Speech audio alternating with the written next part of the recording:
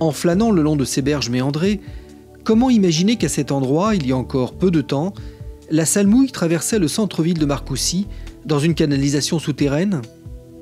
Et pourtant, il restait encore un tronçon de rivière de 180 mètres entièrement busé jusqu'à l'entrée du bois de Bellejamme. Cette année, la municipalité de Marcoussis et le syndicat de l'Orge ont décidé de ramener la rivière à l'air libre. Alors l'intérêt d'avoir une rivière à ciel ouvert, c'est bien sûr déjà par rapport à la qualité de l'eau. Dans un tuyau, il n'y a rien qui pousse. Donc qui dit pas de végétation, pas de vie, pas de poissons, pas de développement de larves ou autre. Et le deuxième intérêt qui est mis en avant principalement ici à Marcoussis, c'est l'intérêt vis-à-vis des inondations. Il a en effet été calculé que la mise entièrement à l'air libre de la rivière permettra désormais de faire face à des crues centenales. Mais la création d'un nouveau lit pour la Salmouille, dans l'enceinte sportive du stade de Marcoussis, ne se réalise pas sans mal. Le chantier à proprement parler a débuté en janvier 2013 par le dévoiement d'une partie du collecteur intercommunal d'eau usée pour éviter qu'il traverse la rivière. Et on a été pris dans les intempéries de cet hiver, neige, dégel, voilà, ce qui a occasionné beaucoup de retard.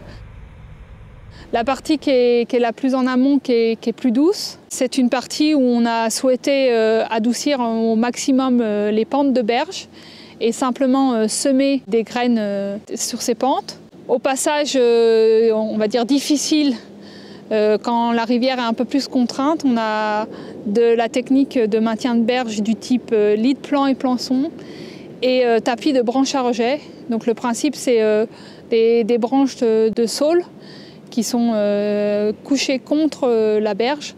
Et le saule ayant un pouvoir de rejet important, il favorise le maintien.